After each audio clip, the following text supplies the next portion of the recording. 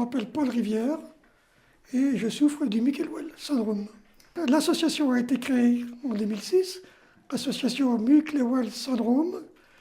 Cette association a été créée pour rendre service aux malades, pour les soins, leur traitement.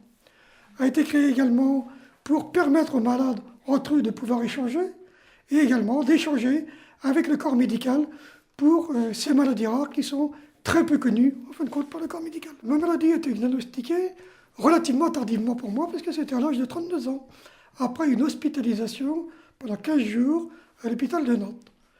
Et précédemment, j'allais voir donc des spécialistes pour les yeux, pour les oreilles, pour l'urticaire, pour le rhumatisme.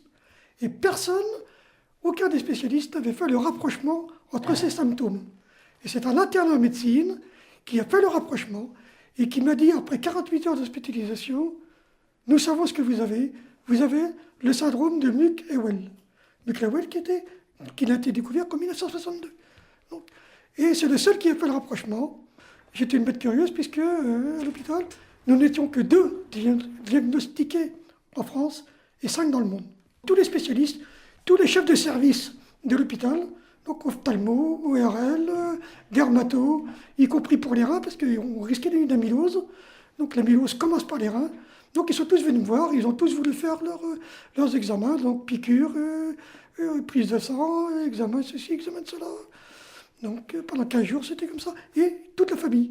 On a demandé à la famille de venir. Donc ma femme, mes enfants sont venus pour faire des examens. J'étais content que ma maladie soit diagnostiquée. Mais mon entourage diagnostiqué, Mucklewell syndrome, c'est quoi? C'est une maladie rare. Est-ce que c'est grave? Est-ce que c'est pas grave? On ne sait pas. Donc c'est très difficile à supporter.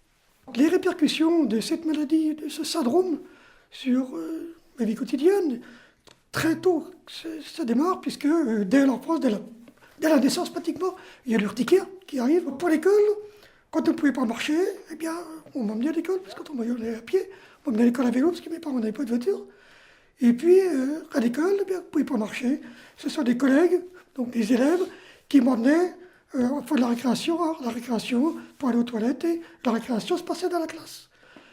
Le plus difficile, c'était la surdité, parce que le professeur, enfin, le maître à l'époque, pour les dictées ou autres, j'entendais pas, je faisais des fautes, 0, on était puni.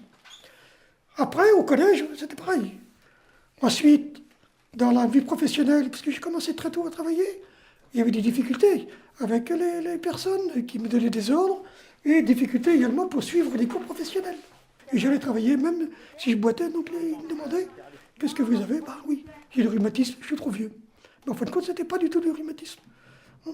Et donc, le plus difficile pour moi, c'était non pas l'urticaire, quoique l'urticaire, c'était gênant, parce que quand vous êtes tout rouge, y compris sur la figure, et puis en plus, vous avez froid, alors que vous êtes brûlant. Quand c'est comme ça, il faut aller se coucher. Je ne peux pas aller me coucher au travail. Donc, il est bien obligé d'aller travailler. Par contre, en arrivant le soir, pas question de faire quoi que ce soit, pratiquement, soit au coin du feu, soit se coucher avec 3 ou 4 couvertures, et puis 1 heure après, c'était fini, on avait trop chaud. Parce que l'urticaire avait pratiquement disparu. Alors, en ce qui concerne les complications de la maladie du Mucklewell syndrome, je ne parle pas d'urticaire au froid, je ne parle pas du 5A, parce que je ne connais pas suffisamment. Pour nous, c'est le risque d'amylose, amylose qui commence par les reins, donc qui se propage dans tous les organes et qui est mortel.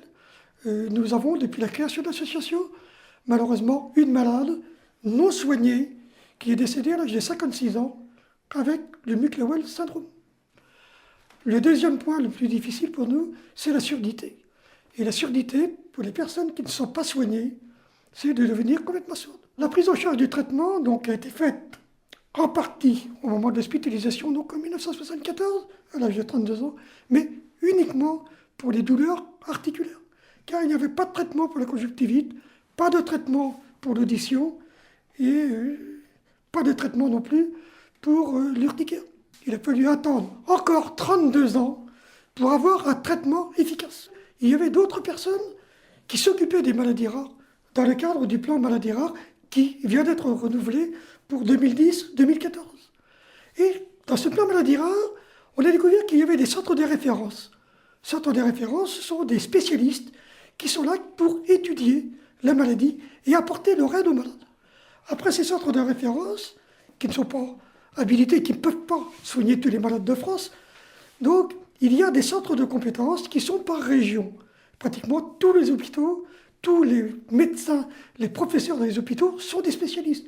Ils sont donc compétents pour soigner les maladies, diagnostiquées et référencées justement par les centres de référence.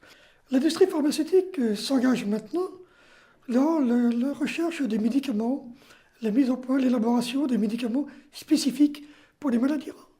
Et c'est très bien, parce que trop longtemps, les malades, on avait le sentiment d'isolement. On n'avait rien. On avait l'impression que personne ne s'intéressait à nous. Et puis maintenant, on découvre que certaines industries pharmaceutiques, pratiquement toutes, s'intéressent à nos pathologies qui sont rares. Mais il faut savoir que nos pathologies rares, il y a quand même 30 millions de malades en Europe sur ces pathologies.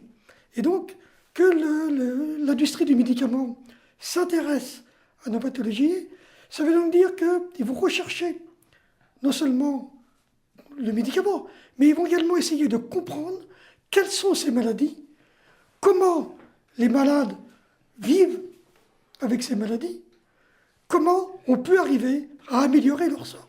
Et ça, c'est très bien.